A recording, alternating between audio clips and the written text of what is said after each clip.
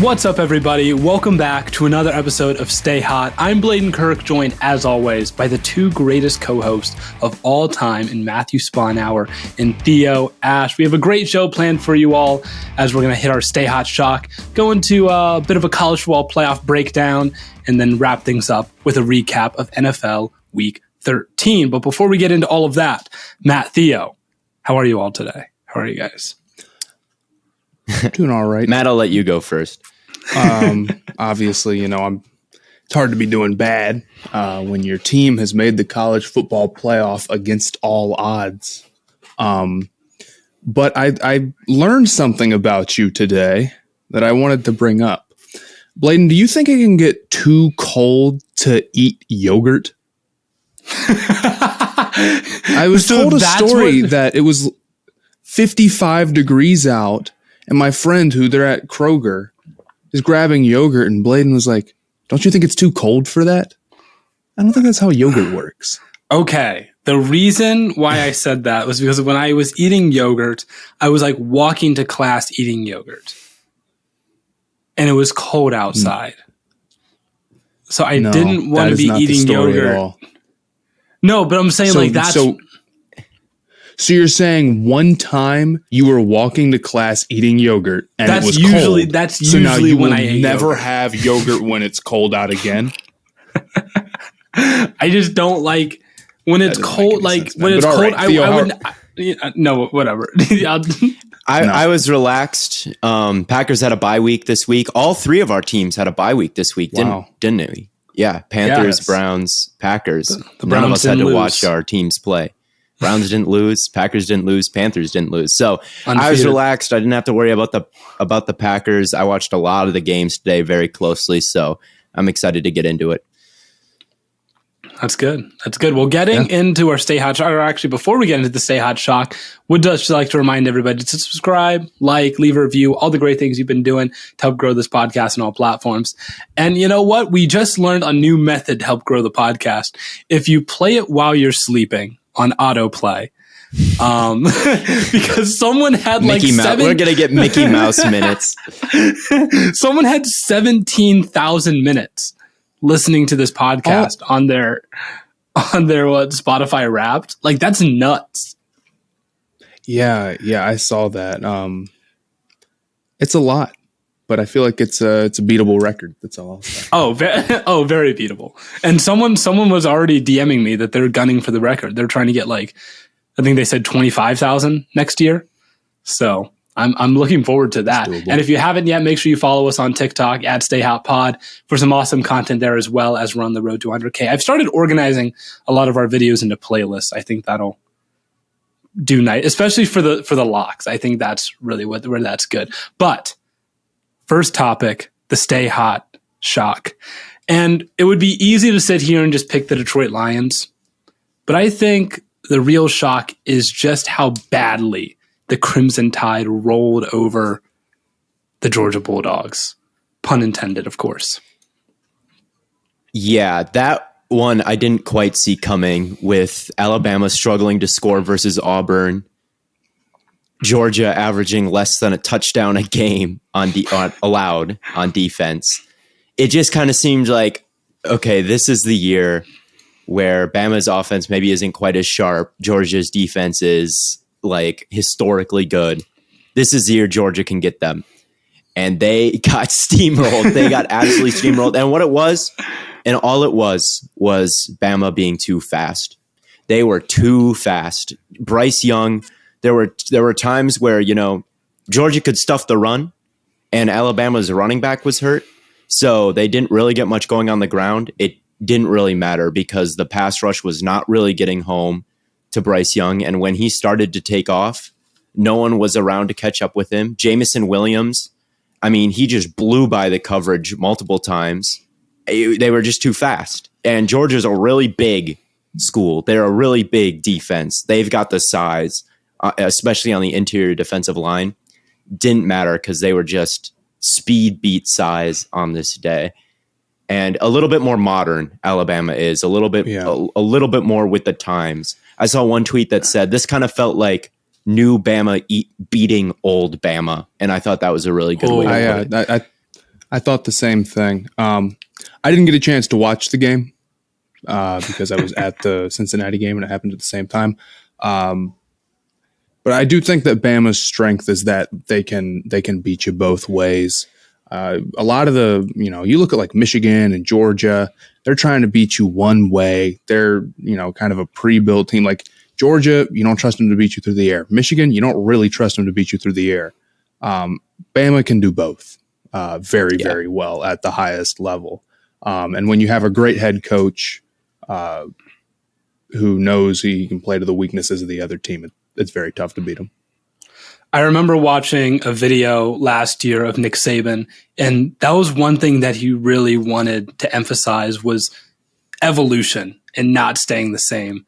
And, especially with his defense, he was like, the way we look at things, we're averaging the least amount of points allowed defensively, but to us, we're not doing good enough.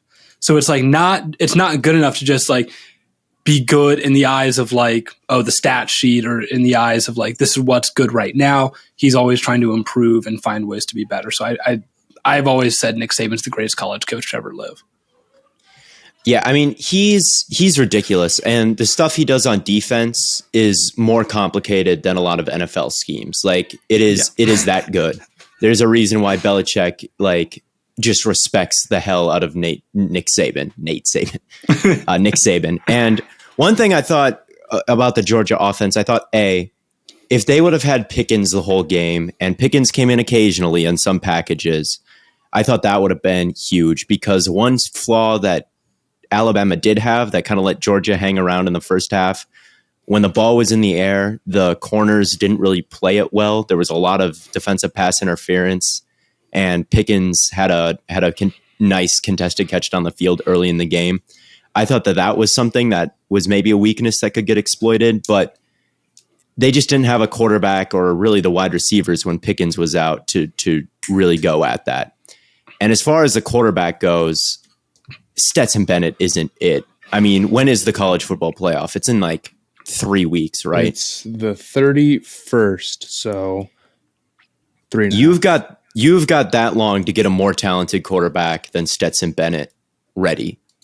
I would take that time to complete that task, because I do not trust that walk-on to go in there and expect a different result the next time Georgia plays a top-flight team. So that was kind of my takeaway as well. Especially when that team has the best player in the country at edge rusher. And I think that would make the rematch a lot more interesting if we do end up getting Alabama, Georgia. If all of a sudden Pickens is more healthy and he can be in the game more, and you've got a new quarterback. And if you're Georgia, your goal has to be, they're not a team that's like, well, if we can just, win a playoff game, that's good enough for us. It's national title or bust. And if you want to win the national title, I mean, even as a Cincinnati fan, they're probably sitting here saying, well, we're going to probably have to rematch Bama. And I think rolling in there with the same quarterback is basically just saying like, well, it didn't work last time. Let's just try it again and hope it turns out different. Right. They've lost to Bama so many times. You've got to give yourself a better shot than Stetson Bennett, because I mean, he just he's competent. Like for a walk-on, he's been a nice player, but once they got down, it just didn't feel like he was capable of bringing them back without making silly mistakes and just not talented enough to bring it back from a deficit. And I think JT Daniels is just, I don't know what he did to get in the doghouse so badly. So maybe he's not as good as, people think he is, but he's different.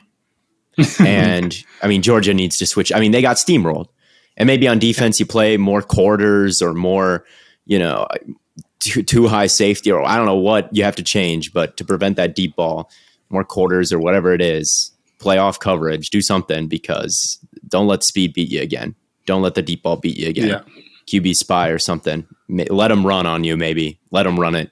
That would probably be my game plan. Make those changes. And Georgia they're definitely going to have to manage the clock a lot better. You cannot let Alabama just come out there.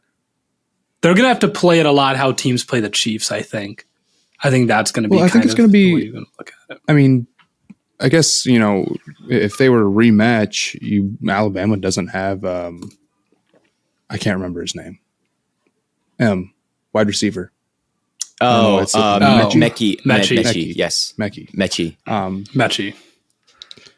So that right there means you're down a receiver. And if they can just come up with a game plan to get Williams a little bit in a little bit tighter coverage, and they've got Pickens back, it could be a very, very different rematch. I don't think it's just going to be the same teams running it back, because I really think Georgia doesn't have to game plan against the run as heavily with how stacked they are at defensive line.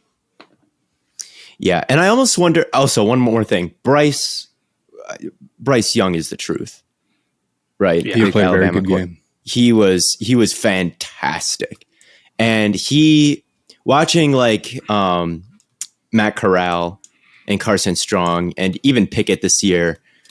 There's some nice players there, but that guy is a first overall pick. If he was coming out this year, I mean, the Lions wouldn't be looking at Hutchinson. I feel like I don't think they'd be looking at Kayvon Thibodeau. They'd be looking at him and being like, "There's our guy. He played." They should be awesome. looking at Matt Corral. Maybe they will. Speaking of Alabama, Cincinnati plays Alabama first. Mm-hmm. And I say first because we all know Cincinnati's going to win, right? That's the hope. But I was thinking about it, and I'm like, we're going up against the Heisman and the best college coach of all time, probably. And that is, with 3 weeks to prepare, that is a tall task. There's some ways that Cincinnati can be competitive, but there's also a lot of ways that Cincinnati can get blown out, just being point blank. Something you texted me about, Theo, that was something that everybody was yelling about around me while I was at the game, is that the pass rush was miserable. And I don't know how many sacks they had. I want to say they had 6 sacks. And I couldn't believe it. I couldn't believe it. At the end of the first half, I was like, that quarterback had all day to throw. And then I saw they had 3 sacks at halftime. I'm like, whoa, that is not what that felt like. Oh, where is the no? I'm going to find it. I'm pretty sure most of their sacks came from just uncontested blitzes. I remember, I think Gardner had a blitz off the edge that he literally was lined up outside, and he just had all the time in the world to get there because the quarterback had all day to throw, and he just eventually got there, and it was a sack. Well, I mean, a lot of it was they had 8 sacks. And the pass rush was just straight up not that good.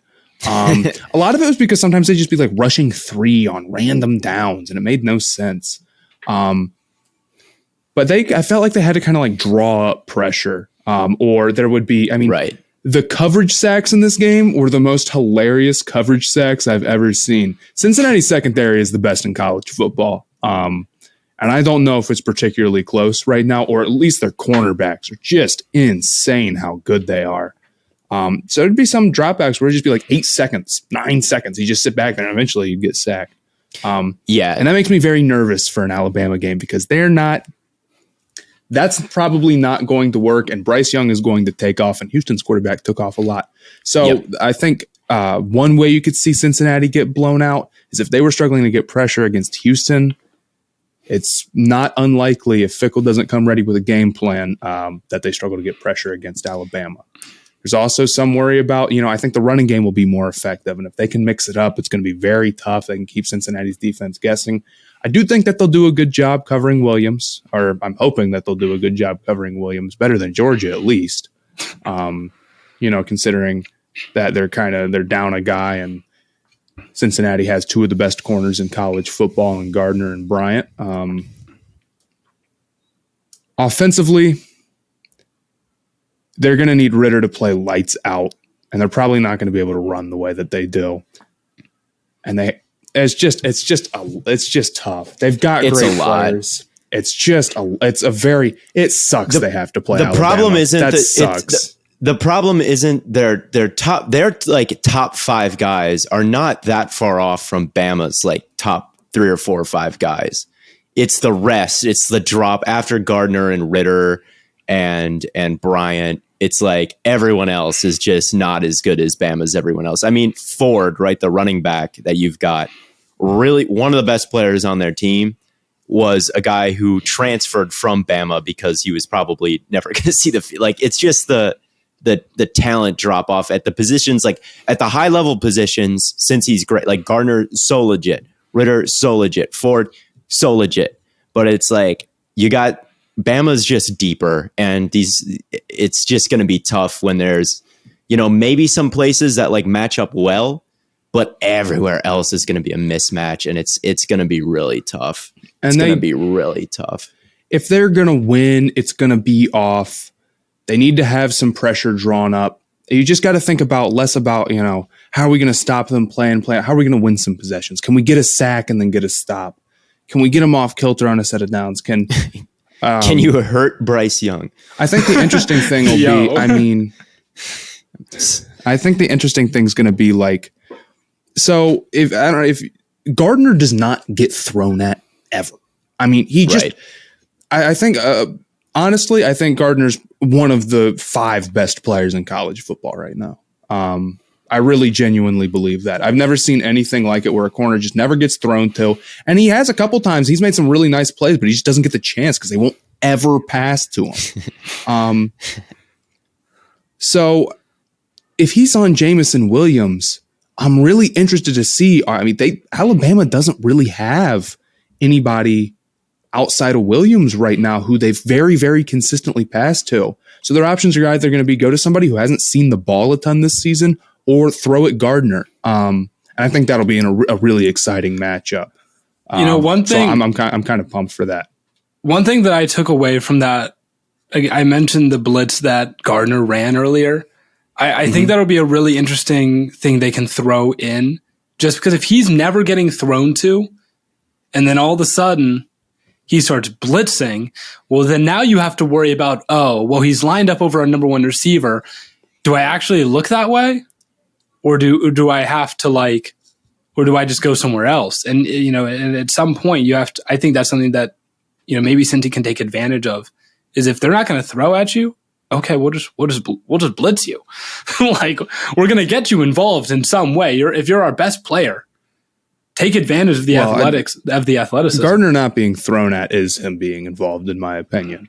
I mean, if he can shut down Jameson obviously, Williams, but at a certain point, I don't think it's any guarantee. If you get into the through the first quarter and he has not been targeted, I would almost start to think, okay, this quarterback might not even be looking his way anymore. Let's start to send some pressure with you just to see. I'm very scared that it won't even matter and that Bama will just be like, we're just going to come out and run. We'll play old school SEC. What are you going to do? And if Beavers is not playing his absolute best, the linebackers have to be going nuts. Brooks has to be going nuts. You guys have good linebackers. It's gonna take a lot. They need some everyone playing their absolute best game. Ritter playing his absolute best game. The play calling being the absolute best. They have to be good in the red zone. This is Cincinnati's a horrible red zone team, and they got away with it. I saw a stat there: 7 for 17 on field goals this year. Oh, they're miserable. They cannot kick field goals. This is the other thing about Cincinnati. They cannot kick field goals. And when I say they can't kick field goals, I don't mean they got to be within inside the 40, the 35. They're safe from nowhere. Their odds get no better the closer they get. It's bizarre. Weird. I was talking with people. Can a guy transfer here now? Is it what rule is stopping that? He can't. But it's another thing that puts them at a disadvantage. They basically have to score touchdowns every time they get the football. Yeah, it's touchdown or nothing. Yes, I mean, it's touchdown or nothing. But overall for Cincinnati, even though you're playing Bama and that kind of stinks, you'd rather have a matchup against maybe a different coach. Making the playoffs as a group of 5 team is cool no matter what. The Houston game was cool no matter what. It's one of the most fun college football games I've been to. Stormed the field, whole thing. Have you ever done that before? Was this the first time you've done that? It's the second time. Okay. I've done it once. Yeah. First time I did it was 2012, Ohio State, Michigan. Okay. Oh, Arizona State beat number 3 Oregon, which kind of ties into our next topic eventually. 2 years ago, when we had Ayuk and Frank Darby and Benjamin, we were pretty dangerous that year. We beat Oregon and we stormed the field. It's a lot of fun. No, I like how they're like fun. They on the broadcast they were like, or on the big screen they were like, stay off the field, do not storm the field, and no one cares. We're just like, fuck that. That's lame. They let us storm the field. Yeah, they told us do not storm the field, and everyone did anyway. And well, I mean, there are a million. I mean, people. It's easy to get onto the field, honestly, and they let people on the field when there isn't a game going on. So, the other thing I saw a little bit of, and I've seen some Cincinnati fans say this, and I feel like I need to repeat this message. UCF did not pave the way for Cincinnati to make the playoffs. Cincinnati paved the way for Cincinnati to make the playoffs. Like, UCF paved the way for Cincinnati to make the playoffs. How? No. They paved the way by missing the playoffs. I mean, they beat Auburn and a good bowl, but Cincinnati made the playoffs because Cincinnati's a good team. If somebody paved the way, it's the Big 12 for having a 2-loss winner and the ACC for having a 2-loss winner. Because if that wasn't the case, then we might not be talking about UC in the playoffs. They kind of did have a lot go their way to get here, even though they were undefeated. But that UCF team was good. They deserved to be in the playoffs. But Cincinnati did their thing, and they're the reason why they're in.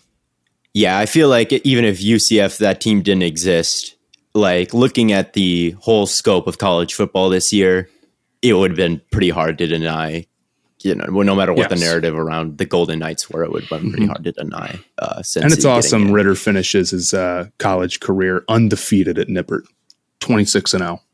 That awesome. Is pretty crazy. That's so awesome. But Georgia, Michigan, the other game, I'm excited for that one too. That'll be an interesting one. I think I have Georgia in it. I think I'm going to be different, and I'm going to say Michigan. I'm going to pick Michigan because I said Michigan would make the playoffs a while back, and then you guys were like, nah, they just lose to Ohio State every year, and I kind of backed off of it. This time, I'm keeping my conviction. I'm Team Michigan. I think that you look at, it's probably not a great take because, their biggest strength running the football is also Michigan or Georgia's greatest strength defending the run. But I think Kirby Smart is going to be dumb, and I think he's going to stick with a mediocre quarterback. I still do kind of like the Michigan quarterback. I do. I don't think he's that bad, and I think they can move the ball through the air maybe a little bit better than some people give them credit for. I think that they're well coached. I think that they've got the best defensive player in the country in Aiden Hutchinson that's out there.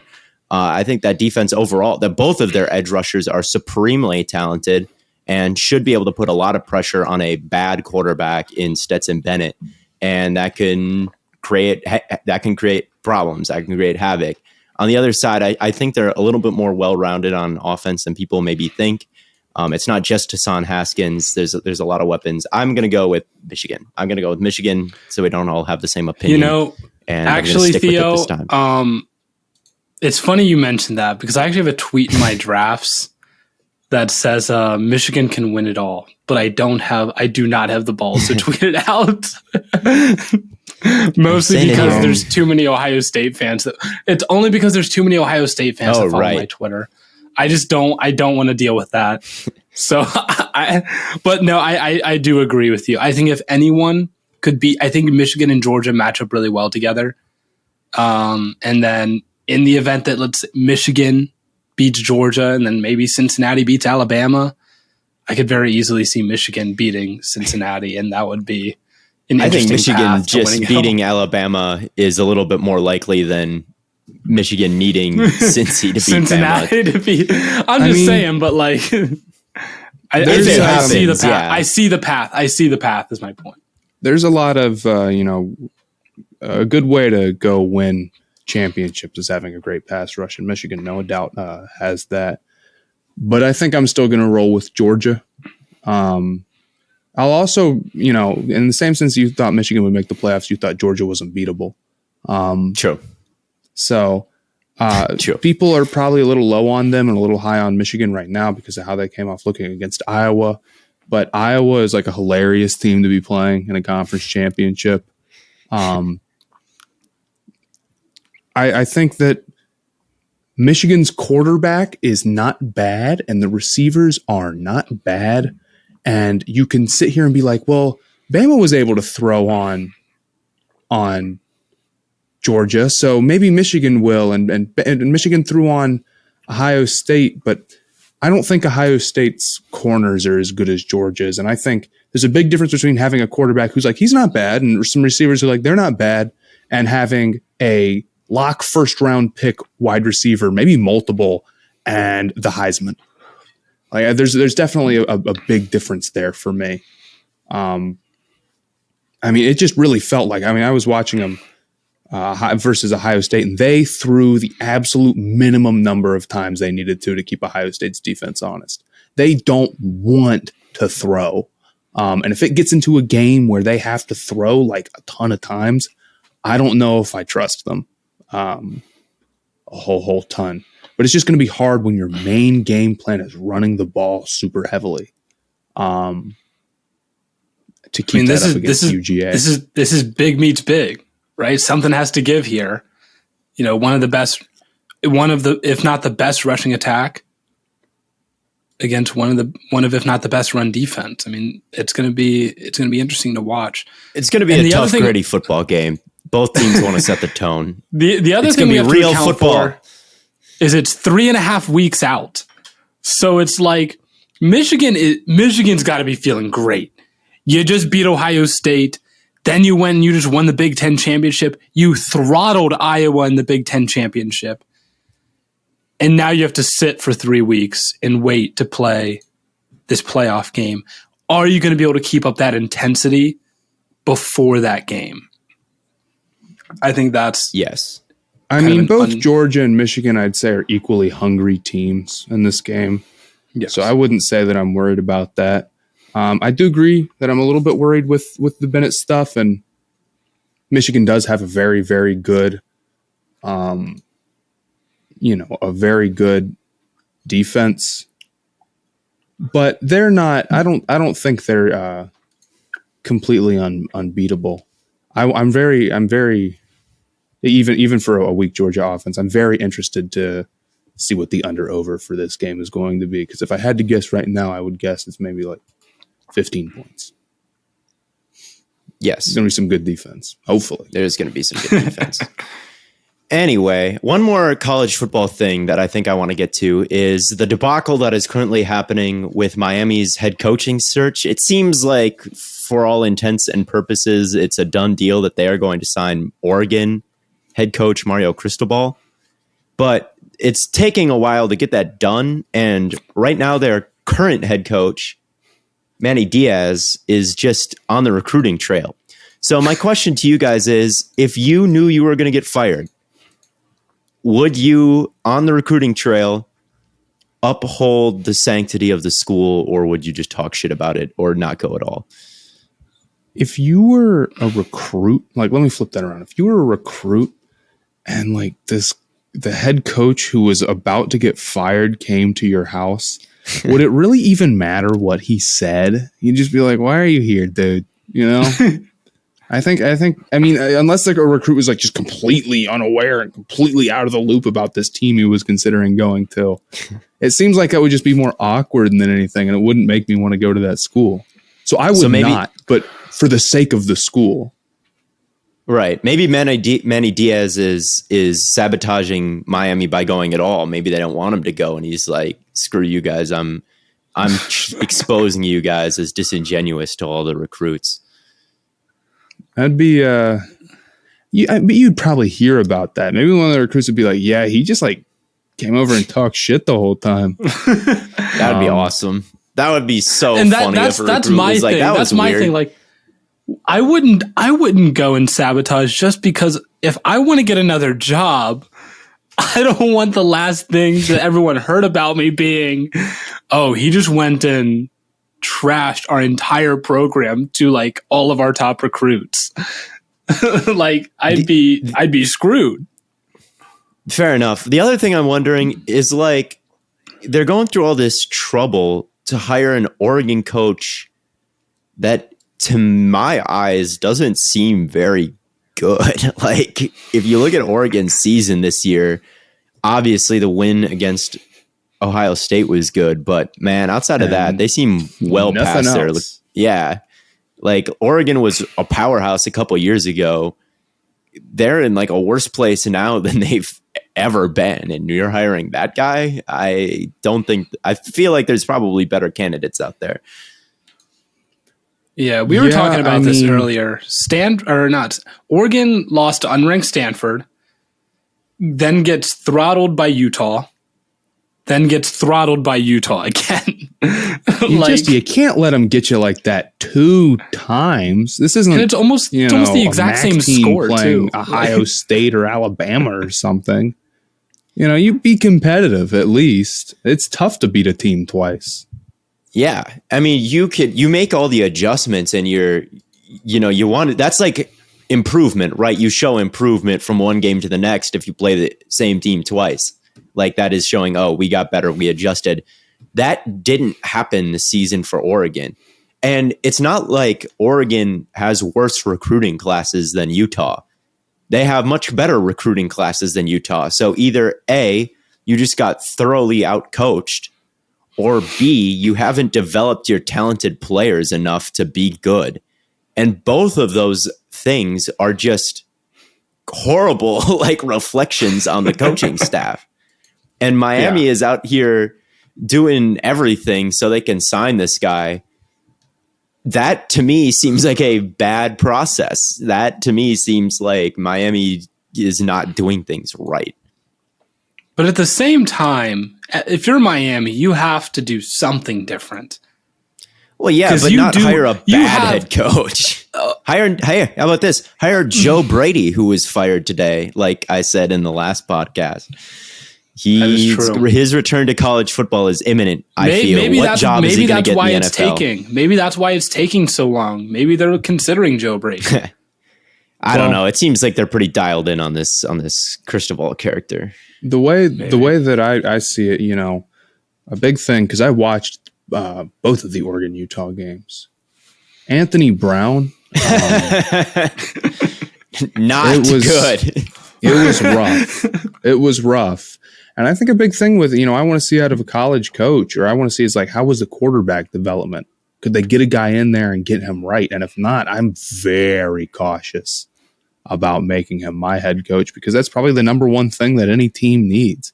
I mean, I know it seems like that's like the obvious thing, but it's even more so than the NFL, because like how many college teams have just like no quarterback and they're doomed because they just can't pass at all? So many of them. Even very talented teams are like POV, that. you play in the Big Ten. Oh, we joke about the Big Ten, but I mean, there's just a lot of schools in general. There's a lot of SEC schools even, and that's supposed to be the most talented conference with the best recruits.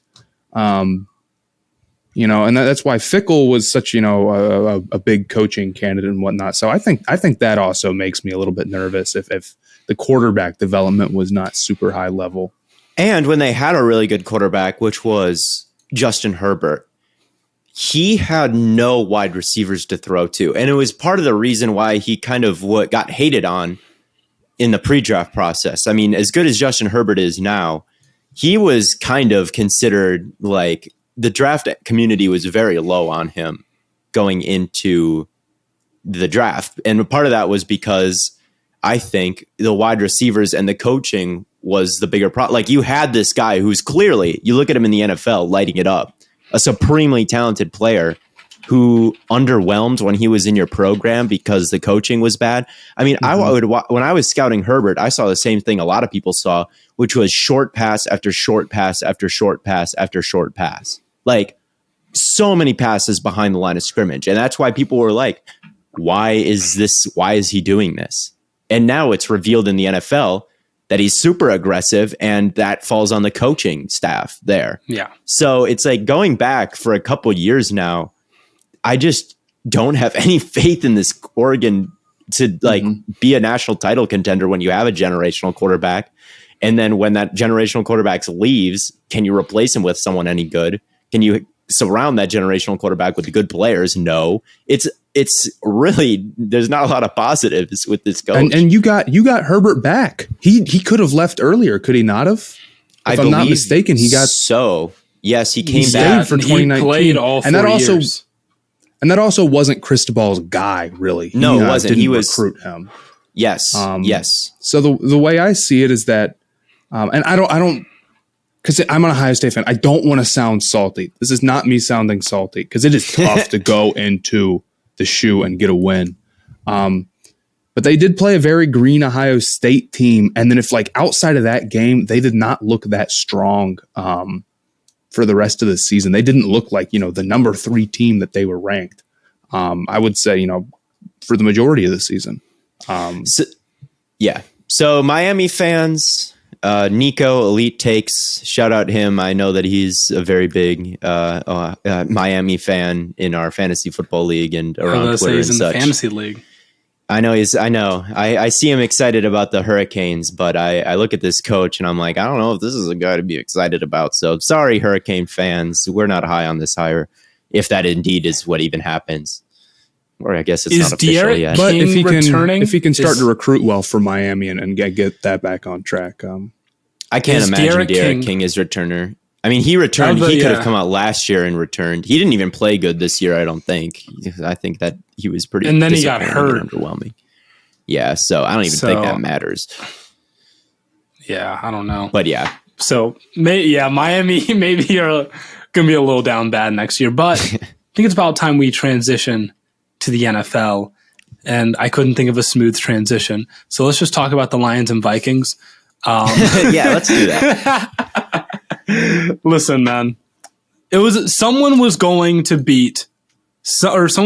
get beat by the Lions. It was going to happen eventually. They'd been playing too many close games. Eventually, they were going to pull one out. They were. And it's winless only season that it's so Minnesota. hard. Yeah, that's why I didn't lock them. I look at Minnesota. I'm an expert in knowing the types of games that the Vikings lose. And this game, when I looked at it on the schedule, I almost picked it as my upset pick. I really should have, because the Bears one was not a good one. I know. I was watching that game on ESPN. You were sweating. I know it. Because you tweeted out like, oh, I was right. And then all of a sudden you needed a Jared Goff touchdown drive at the end of the game. It was like 12 plays, man. There was like a long touchdown drive. They were up like multiple. They were up like, I think, 2 possessions, and I tweeted out, I was like, "Lions, you got this." and then the Vikings took the lead, and everyone was like, "Bladen, the curse strikes again." And then Jared Goff came through in the clutch. I couldn't believe it. That's his first win without Sean McVay. One, 116-1. 116-1 without Sean McVay. And I mean, brutal. To his, like, I guess not to his credit, but in his defense, that Lions team is tough to win any games with, no matter who you are. And that Rams team before Sean McVay, I mean, he was the number 1 overall pick. He's getting added to the worst roster. So like, he has not had a lot of help behind him, but still, he's bad. I think we all know this. But he played a good game today. He played an okay game. Here was my take on the game today. Zimmer was disrespecting the Detroit Lions. That guy had no respect towards Jared Goff. At the end of the first half, it was 4th and 10 outside of field goal range. There's like 40 seconds left. Zimmer, who is not the most, or I guess Kubiak, because since Kubiak's really the one making the offensive calls, but the Vikings are not a really aggressive team. They went for it on 4th and 10 with like 40 seconds left to get into field goal range. And if you miss that, they really only need to hit one big play, and then they're in field goal range and can extend the lead before halftime.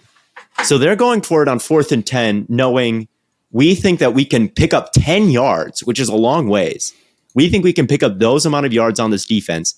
And even if we miss it, they are not hitting a big play in 30. Like, they're just not. So that seemed pretty disrespectful. And then Kirk Cousins got sacked. Kirk Cousins spiked it into the ground. He got a pass a intentional grounding. And then Goff did hit a big play to Reynolds, I believe, and they did get in field goal range, and they did extend the lead before halftime. So that seemed like this was a Vikings team that did not respect Jared Goff. And the other thing, they didn't have any linebackers, right? Kendricks and Barr was hurt.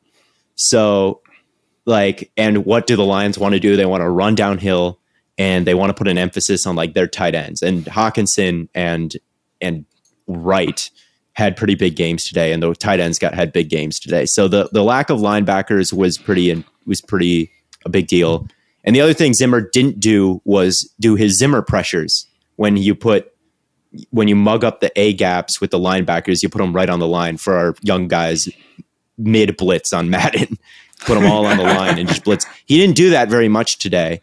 And that's the kind of thing that you would probably expect from Jared Goff, but he didn't really do that a lot today. And on the final play, he only rushed 3 and gave Goff all the time in the world to scan the field and make a throw. Did you notice? Which also seemed... Were you the one that tweeted out about how that corner just bailed? I mean, he just that left. Corner played... He was in bail technique, and I don't know why. It was Cam Dantzler who has been on the bench, even though he was a promising young cornerback last year. Cam Dantzler has not seen any playing time this year. And it's been something that Viking fans were like, why is this guy not on the field? And it's been frustrating because Rashad Breeland is not it. So you got Dantzler out there. And then on the final play, it was disrespectful to only rush 3 when you're in the red zone. Yeah. Like, they pretty much said, we're going to give you all the time in the world. And you're Jared Goff. You're not going to make a throw. And the corners, they did the same concept. I thought, maybe I'm wrong, but on the top of the screen, if you rewatch this play, they did it right, where you had both corners facing the wide receiver, sitting basically right on the goal line and not letting them just sit down and get something easy there. But on the other side where the play happened, Cam Dantzler turned his hips and bailed, and the safety wasn't right on the line. He was playing too far off, so he couldn't close in time. And it was just the easiest thing in the world. Amon-Ra St. Brown just ran like a little hitch, and there was no one there because they were playing like far off, like defending like the back corner of the end zone. And I don't know why. I don't know if that was I don't know why that was a mistake by the coaching staff, the players, but they were disrespecting Goff, which is fair, I guess. Hey, to Goff's credit though, he made the play. He did make the play. And he was throwing some dimes in the first half. And he made them pay. He made them pay for it. So when I say Goff had a good game in the first half, he did what he needed to do. They got the win. You know, if he throws one less touchdown, he throws one more interception, they lose that game. So like, I'm giving Goff his credit. Here's a question he played well. I want to pose to you guys: the Vikings, is the Kirk Cousins experiment just a total failure? Like, they made it. Go ahead. I'm sorry. Do you think Kirk Cousins is the problem with the Vikings? Sort of. It's hard to say. He's not bad. He's not bad, but is he someone that I trust when you get down to bring you back in a playoff scenario? Like, to win a Super Bowl, again, you need to win like 4 games in a row against playoff teams. And Cousins is a guy that I don't trust to do that because of his kind of dumb moments that he has, i.e. taking a snap from behind the right guard. He had a couple today, the intentional grounding when it was 4th and 10. It's like, just throw it down the field. What could happen? Like, he just has these dumb moments. He's not super aggressive. And his record when he goes into a game like losing in the 4th quarter is pretty terrible. Like, he's not someone who's really going to bring you back from deficits. Although he did today, and then the defense kind of blew it. So maybe that's unfair to him. But he's not the problem. But he did today against the Detroit Lions. Like, let's also keep it real. He's not the problem. He's not the problem. But he's not the answer. Here's the problem. Is Kirk Cousins the problem on the field? Not necessarily. Is he going to be worth the $45 million right. he's going to get paid next year? No, but that's too bad. It's fully guaranteed. I don't know what Spielman was thinking there. So you would have to trade to a team that also wanted to like switch out its quarterback and maybe wasn't feeling the guy they had right that second. And you'd maybe have to take on some of the cap. I don't know how a trade would work.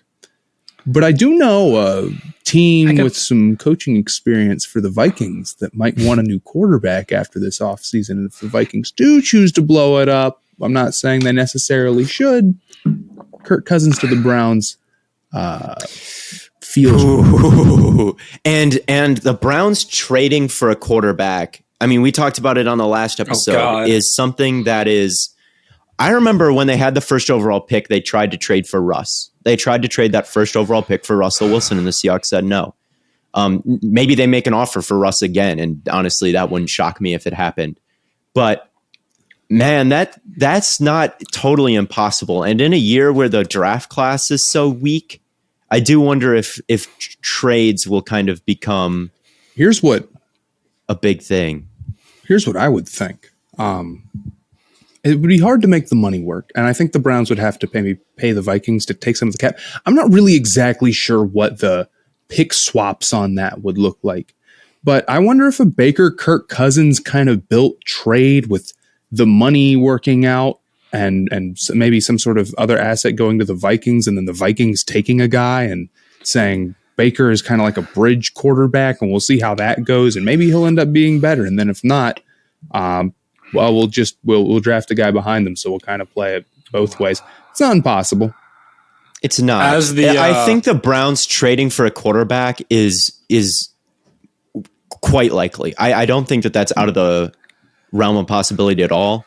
I think the Vikings not bringing Cousins back is not out of the realm of possibility at all. So I guess I don't know exactly how it would work just off the top of my head, but it's not the craziest idea. No, and there's, I mean, I also don't. As the Browns fan of this podcast, I feel it is only right that I address this scenario. Do you think Baker Mayfield's better than Kirk Cousins? I don't want Kirk Cousins. I think Baker Mayfield has Kirk Cousins tendencies, and that worries me. And Baker Mayfield is also younger and less experienced, so he's going to make those mistakes more often. If I had to pick a guy that was reasonable to trade for, because I don't think we're going to make a move for Rodgers. I don't think we're going to make a move for Russell Wilson. I think the Cleveland Browns should get Derek Carr. That's my guy. It's not a horrible idea. Would you trade him? I like Derek Carr a lot. I don't know what you give up to get him, but I think Stafford in Detroit and Carr on the Raiders is not super far off. And Detroit kind of got a haul for Matthew Stafford. Yeah. And if you're the Raiders and you're looking around at the talent you have, you're kind of in a similar position where it's like, realistically, how can we build how quickly can we turn this ship around with Carr? And it's not that quick. The answer is not very quickly. No, you're right. Blowing it up because they've got to get a new coach. They got to get a new coach, right? So I wonder if just kind of a new everything wouldn't be the worst idea for the Raiders. So I don't hate that take, Bladen. I've been trying to articulate this for a TikTok for like a week. I cannot figure it out. But basically, the Browns and Baker Mayfield, I think, is very similar to the Rams with Jared Goff, where you brought this guy in first overall pick. And with the Browns, it's like you brought Baker in not only to be like your future franchise quarterback, but you also needed a culture shock. And Baker was this super high energy guy to come in and just totally change the culture. And did that work? I don't know. Hard to say. But, we're like 4 years in now, and you're not really seeing a whole lot of change, right? Similar to how Jared Goff, you're still seeing a lot of the same problems that you saw with him in college. So, and at this point, if you're Stefanski, are you like, man, like I want to just be able to do a little bit more. And just like Sean McVay, you just want to be able to do a little bit more. You get a quarterback that you feel comfortable doing more with. And Derek Carr, I think, is that guy. Derek Carr is the Matthew Stafford. I have a little bit of a hard time believing that the Raiders necessarily trade him this offseason. I can see it, but it's tough because you're going to bring in a new coach, right? So you're going to bring in a new coach, and then you're going to trade away your Carr, which would almost certainly make the Raiders a bad. So you're going to choose to be a bad team in year one and a weak quarterback class, and you're going to like, I mean, that's kind of like tanking, basically. That's like front office. It's not like you wouldn't be going out there trying to lose, but trading away Derek Carr in your first year for picks is like, is not a move you make if you're trying to win year one. And I have a hard time believing a coach would do that. It would be great if they could get him, though. But are the Raiders really in a position to make a push, do you think? Like, if you're they're making a push they almost... A low-key thing about this Washington Raiders game that I'm like, because it was like, Washington in Las Vegas, okay. But then it's like you think about it for a couple seconds and you're like, this is kind of like a playoff game. Like, these are two teams that are, in the playoffs and on the brink of them. So the Raiders are not exactly that far off from being a playoff team. I mean, they're not that bad this year. So I don't know where they're at. They're in a weird place of mediocrity. They are. Which, and you've got to do something. You've got to do, when you're in that weird place of mediocrity, you want to do something to either get out of that or and get really good or get really bad. I don't know. And if you're a new head coach, it's not get really bad. True. Is it? Yes. I just don't know. It's tough to say. I guess I could see it happening. At their leading receiver today was Hunter Renfrow. Hey, nothing wrong with Hunter Renfrow. It's not that there's anything wrong with Hunter Renfrow. I think, Bladen, you're arguing from the standpoint of I really hope this happens for the Browns' sake. More so. I don't think it's horrible. But at the same time, I don't think the Raiders necessarily. The Browns can give a lot. The Browns have a lot I think they can give for Derek Carr. Like Baker, Ward, obviously. Ward's interesting. I've talked a little bit about, I think the Browns would potentially benefit from trading Denzel Ward. He's been, he's obviously a great corner, and I'm not going to sit here and be like, oh, I just don't like Denzel Ward. But our other corners have been playing well to the point where I don't know if we need Denzel Ward. His contract's going to be massive. I think we could save a lot of money. How many years is that this offseason that runs out? Baker and Denzel. Okay, then he can't get traded this offseason, really, unless you're going to sign and trade him. I guess maybe that complicates a trade for him. Would you trade Newsome and maybe? I like Newsome a lot. Newsome's a baller, bro. Newsome and 2 first-round picks for Carr. I mean, there's Newsome, Baker, and 2 first-round picks for Derek Carr. I would trade Hill. I got some real quick research for y'all. He is on contract next year, Ward. Okay. So you could trade him. So Baker and Ward are both on contract next year? If you're going to make fun of the Raiders' leading receiver, you need to realize that the Browns' leading receiver is David Njoku right now. Who has 400 yards. And that's a lot of Browns fans are talking we should draft like Garrett Wilson. Or I like Olave a lot, but I can get behind wanting Wilson. But here's the thing: what is the point in getting this receiver if we've already seen what happens when Baker has it? Like, what's the point? Yeah, we already know. I feel like we've talked too much about the Browns, but I feel like the most likely outcome hearing this and that their leading receiver is David Njoku. If I had to guess what their front office thinks, they're going to look at Baker's injuries. And they're going to look at the production from the wide receivers, and they're going to say, let's give Baker another shot with a real, with no injuries, one more year with real wide receivers. And they spend those first round picks on wide receivers. I would guess hearing that Baker is probably the number. It wouldn't shock me if they traded for one. It would shock me if they drafted one. That's kind of where I'm at. I don't think Stefanski has the timeline. They're not going to draft one guy. No, they're not going to draft one. They may trade for one. Coach. They may trade for one, but I think the most likely outcome is Baker. I know we've talked too much about the Browns, but I just want to say that knowing Baker's injury, I don't think you're going into next year like, oh, he's just going to be healthy. That recovery it's one of the longest recoveries of any sports injury.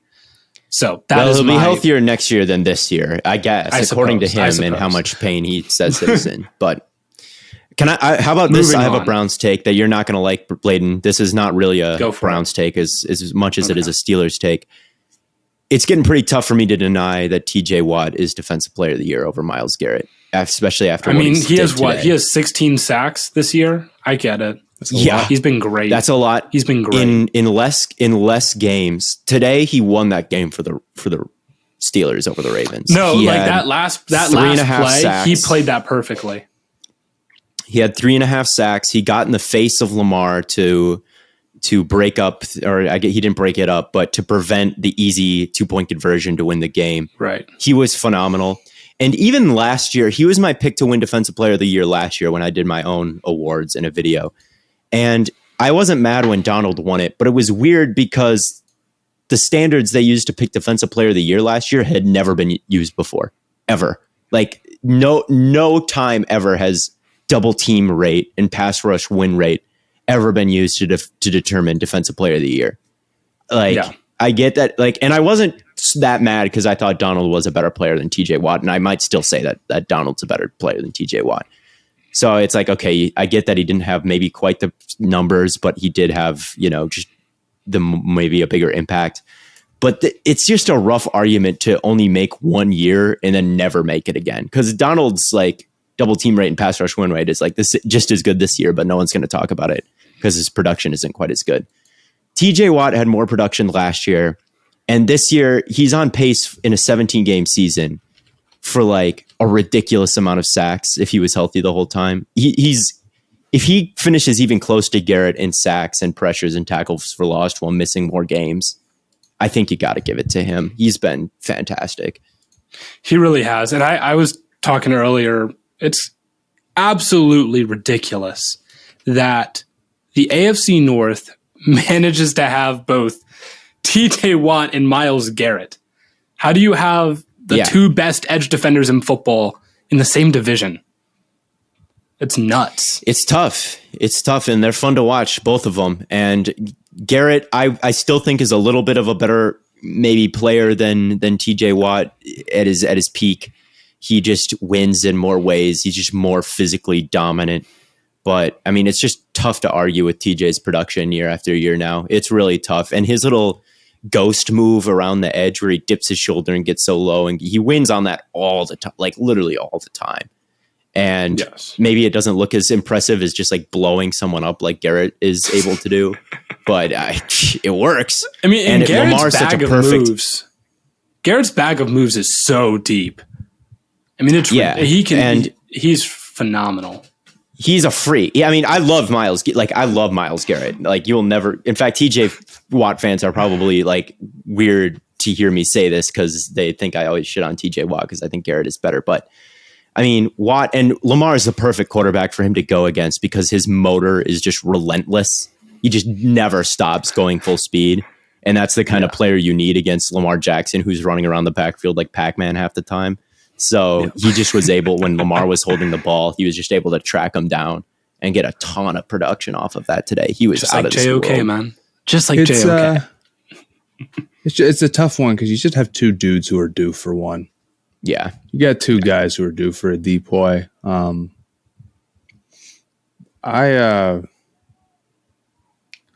know what? I think you go old school with this one. Whoever has more sacks wins. No other stat matters for any defensive player. Old school. I like that. I almost kind of agree with you because they're both disruptive. Like, this is clear, and you can nitpick the advanced statistics. But at the end of the day, I think whoever has the more impressive resume at the end of the season should just win it. And let's make that judgment in a couple of weeks. But right now, I mean, Watt, maybe it's recency bias with the game he just had, but Watt is knocking on the door for sure. You know, we could stay in the AFC North if you guys want. Chargers beating the Bengals. And this is a game, Theo, that you thought was going to go the other way. And yet the Bengals just love to turn the football over, it seems. They had 3 today, didn't they? 4. No, Mixon turned it over once, 2 fumbles, He just dropped it. Yeah. And Austin Eckler was trying to keep them in the game. Austin Eckler almost brought him back. Look, this game did not go the way I thought it would. I thought that this would just be a disaster Chargers defense game. I thought, their run defense is so bad. Mixon is going to run all over them, and maybe their best corner is hurt. And those receivers for Cincinnati are so dangerous that they'll just be able to move the ball at will. But Cincinnati just kept fucking up. I mean, Chase had the ball in his hands and essentially like had it and like popped it up and like threw it up in the air. And credit Michael Davis, he made it like a one-handed catch to snag it, but that should have been a touchdown. It was an interception. And Joe Mixon like didn't even get hit. He just dropped the ball. So those are two guys just dropping the ball. That's like silly. It's stupid. It's just like hold on to it. So it's just tough to predict things like that. And I mean, once Bosa went out at the end of the first quarter, I was like, oh boy, here we go. Because now there's Derwin James. And that's about it in that like on that Chargers defense. And that's when the Bengals started mounting this big comeback and scored like 23 straight points. And I'm like, all right, yeah, there you go. The defense is just not good enough. But the turnovers got him. Herbert, I thought, played a pretty incredible game. Herbert's first drive, the first third down he faced, he steps up. There's pressure up the middle. He evades it, steps up, throws a like no look pass. I think it was no look. It looked no look from the angle. Are you talking about the laser to Keenan? Maybe no. That was the touchdown. Not the touchdown. Okay, you're not okay. Okay, not the touchdown. The first third down, very early in this game, same drive, 3rd down and 9. He steps in the pocket. He's like looking at the guy in front of him, and he throws it across his body to like the other hash mark and picks up the first down. Incredible. Right after that, he hits like probably a 40-yard post to or corner route to Mike Williams that was just gorgeous and layered it right over the corner. And then he threw a touchdown to Keenan, and the window he had to there was a defender directly to the left and like shoulder to shoulder with Keenan Allen, like bracketed him shoulder to shoulder on both sides. And Herbert like rocketed it in a window that's impossible. That was the first drive. And he had other huge, gigantic throws today that were also incredible. How fast do you think that ball was going? I'm surprised it didn't burn a hole through Keenan Allen. And that's why arm strength is why arm strength is it's like that throw gets unlocked in the red zone. You look at Teddy Bridgewater last year, not a big arm strength guy. You look at how he did in the red zone when you got to fit things in. It's just not, it's hard to produce in the red zone without great arm strength. And Herbert has it. And but if you're a receiver, that is such a hard catch to make. Well, Keenan said this in an interview the other day. He's like, they're like, does Justin Herbert throw it too hard? And he's like, it gets to me. If you don't want to play, we're receivers. We got to catch it. Yeah. He gets it to me, and it's hard. It's a hard throw, but you got to catch it. Especially in that Ohio. It's cold. It's cold. Yeah. I know his hands hurt after that. I just know. You know what Coach of the Year candidate I'm very, very close to pushing? Bill Belichick. Yes, that's not a bad take at all. If he beats the Bengals, he'll be the favorite in my book as of now. You just can't bet against him. They're the 1 seed, man. It's crazy. The number 1 seed. Yep. He just has a knack for making good defenses. He's just good at it. It doesn't matter. The best at it ever. Yep. I mean, you look at the greatest game plans in history, and they're probably him in the Super Bowl, like holding that 2018 Rams team to 3 points. Yeah. Shutting down Peyton Manning in the playoffs multiple times. He beat the greatest show on turf, Rams, like held them to a low scoring game. It's just ridiculous how good at defense he is. And when he needs to put the clamps on a great offense, he can do it. And it's so impressive. It's so impressive. Bill Belichick's 4 games, they're letting up under 7 points a game. They're just ridiculous. And Jones has been playing very, very strong football, especially for a rookie. He deserves, all the credit. Man. At some point, at some point, it's just got to get to a point. Keep getting away with it, I remember last year, everyone was so quick to be like, see, Brady was the guy the whole time. Brady needed Belichick needed Brady the whole time. To some degree, people they just exposed themselves. They did, obviously, yes. But they expose themselves by disrespecting Belichick and the game plans that he has put together in the Super Bowl every year, having a top 10 scoring defense. Like you just don't know a head coach's role. Like his role is not to sit and develop the backup quarterback. And he's the reason why Brady got a shot in the first, like Bledsoe was a $100 million quarterback at the time that he made the switch to Brady. Like it would have been like, Belichick it would have been like the Eagles Brady. sticking. It would have been like the Eagles sticking with Foles after winning the Super Bowl. That's what it would have been like, and that paying off to the degree that it did. Like, how gutsy of a decision would have that been? It would have been the wrong one for the Eagles, but like that was kind of what the scenario was when Brady first came up. Is like you had this kind of decent starter, and then the backup came in and won a Super Bowl, and he stuck with the backup, and that's crazy. So you just don't know the history of Belichick if you are ever disrespecting him, because he has 8 rings. Right. I think it's 8. Yeah, somehow he winds up with, amazing defenses over and over and over. And also Going when he was back to when he was a for coordinator. the Giants. Yeah, and that's and then he went to the Browns, and they went from a horrible defense to a great defense. And he's developed maybe the best defensive player and the best offensive player ever. Like it's his resume is just stupid. Absolutely nuts. And there, again, we talked about Nick Saban earlier. There's a reason Bill Belichick wanted Nick Saban. Bill Belichick knows his guys. Bill Belichick knows his guys. He's the greatest. He's the greatest coach of all time, hands down. No question about it. I would, that's the one thing. Someone tweeted about what was it? Pick a team, or like create a team with like each division. It's like a whole AFC North team, NFC, whatever. The one thing that made me want to pick the AFC East was just having Belichick. That was it. He's ridiculous. Mm-hmm. But one more thing. I want to shout out Joe Burrow. Played very, very well today. I want to say that. I talk about how good Herbert did, and he did a great job and hit a lot of great throws. Herbert with his broken pinky, I thought for sure he couldn't come out after halftime because he was like literally screaming in pain throwing a football on the sideline. Very good game, even though he did have that fumble and kind of a dumb pick at the end when the game was borderline out of reach. I don't think he outplayed Herbert, but he played a very good game and toughed it out through an injury. I was impressed. So Theo Ash, NFL, trying his hardest to appeal to the Bengals fans right now. I did. I locked them. I was like, I'm sick of these Bengals fans saying, I'm going to lock them. I feel good about their team. I'm going to throw them. You didn't a bone. Even really believe it. This is all a politics play. Facts. I can tell. I really did believe that the Chargers defense, because I hate on the Chargers fans think I hate their team too, because I hate their defense so much. You do. Like, you hate the Chargers, man. It's cool. I don't hate the Chargers. But I think they suck.